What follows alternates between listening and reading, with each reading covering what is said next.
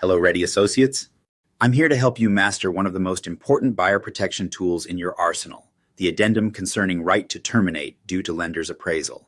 If you're watching this video, you might be concerned about a potential appraisal issue. When that $500,000 home your buyer loves only appraises for $480,000, this addendum could be the difference between a successful closing and a devastated client. So let's dive in. One quick note. This addendum only applies when you're using the third-party financing addendum. Notice it says right at the top, the transaction does not involve FHA-insured or VA-guaranteed financing. That's because FHA and VA loans already have built-in appraisal protections. Think of this addendum as your buyer's insurance policy against low appraisals. Without it, if the appraisal comes in low and the lender reduces the loan amount, your buyer must either come up with more cash or potentially lose the deal. Now let's look at your three strategic options. Option 1 is the full waiver. This means your buyer is giving up all appraisal protection. Be careful about using this option. It could cost your buyer a significant amount of their cash reserves, which could be okay with them, as long as they understand the risk. Here's what this option means. For example, if that $400,000 home only appraises for $375,000 and the lender reduces the loan by $25,000, your buyer is agreeing to bring that extra $25,000 to closing. No ifs, ands, or buts. Make sure your buyer truly understands this commitment. Have them initial next to your explanation that they could need significantly more cash at closing, or email you back acknowledging this fact. You might say to your client, by checking this box, you're agreeing to make up any difference if the appraisal comes in low.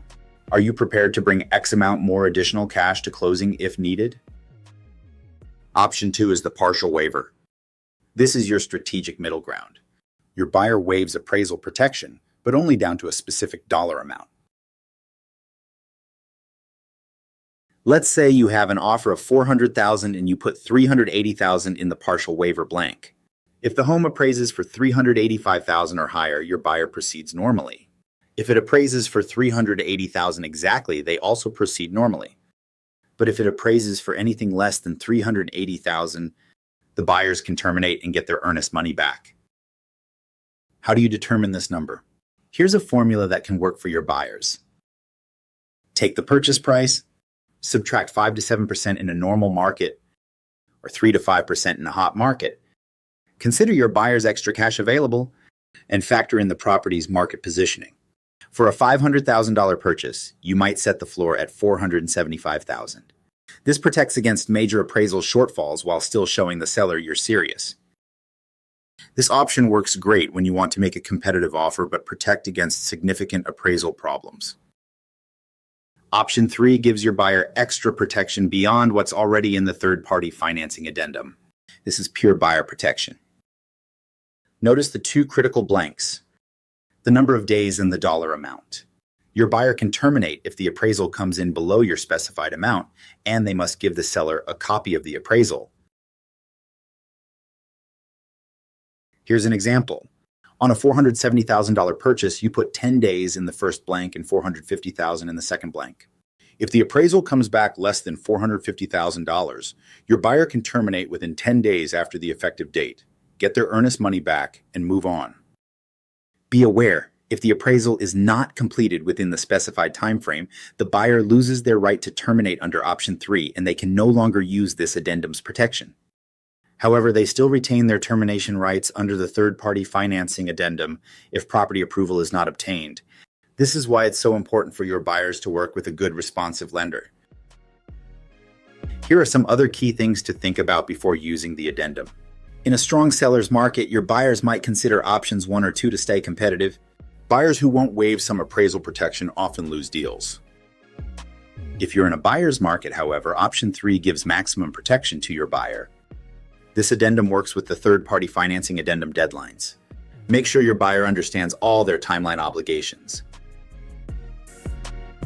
Your liability protection starts with educating your clients. Here's some ways you can discuss this addendum with your client. Explain each option's financial implications clearly. Discuss their cash reserves and comfort level. Review market conditions and competition level. Document their choice in writing and keep copies of all signed documentation. Here's an email template you can send your client. Based on our discussion, you've chosen option X, which means, and then explain the specific consequences pertaining to their situation.